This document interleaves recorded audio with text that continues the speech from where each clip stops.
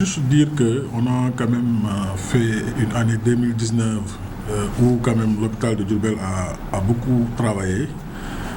Et j'en profite d'ailleurs parce que nous avons entamé l'année 2020 qui constitue une nouvelle année pour présenter mes meilleurs vœux au personnel de l'hôpital globalement et que, en tout cas, cette année 2020 soit meilleure que l'année 2019.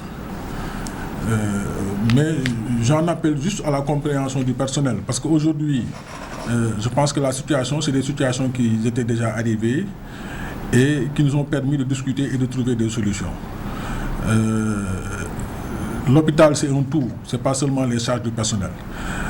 Aujourd'hui, on est dans des situations où on a des problèmes de trésorerie et on demande tout simplement au personnel d'étaler le paiement des primes de motivation pour permettre tout simplement à l'hôpital de continuer à fonctionner.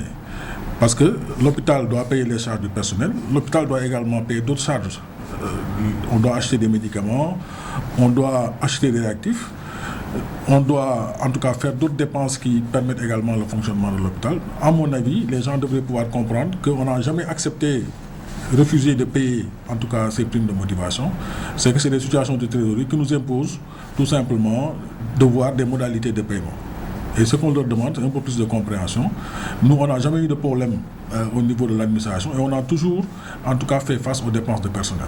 Et aujourd'hui, je ne pense pas qu'il doit y avoir de péril à la demeure si tout simplement on demande à ce personnel-là de pouvoir planifier un paiement. Parce qu'en réalité, il ne s'agit que d'une planification.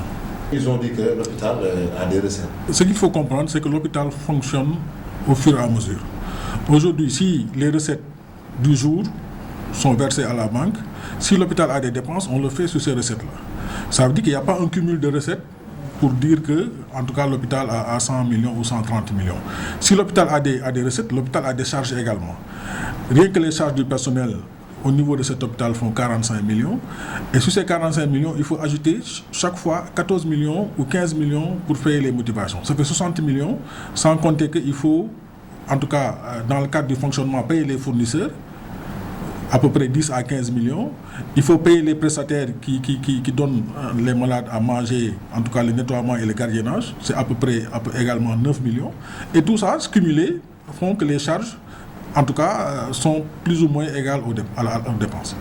Donc, il est très facile de dire que l'hôpital a des recettes, sans pour autant dire qu'est-ce que l'hôpital a dépensé. Et aujourd'hui, c'est ça le débat. Et ce que nous leur disons, ce qui est à l'origine de ce débat, c'est parce que nous avons juste reçu, en tout cas, un montant de la couverture maladie universelle. Mais ce montant nous a permis de payer les salaires, tout simplement. Et je pense que ce qu'on leur demande, ce n'est pas tout à fait difficile. C'est tout simplement de s'asseoir et de dire que c'est quelque chose qu'on doit au personnel. Pour des raisons liées au fonctionnement de l'hôpital, il faut juste planifier un paiement. Et je pense que ça, quand même, à mon avis, c'est une demande qu'ils ont acceptée de par le passé. Je ne sais pas pourquoi aujourd'hui ils refusent, en tout cas, cet étalement de paiement par rapport à l'hôpital.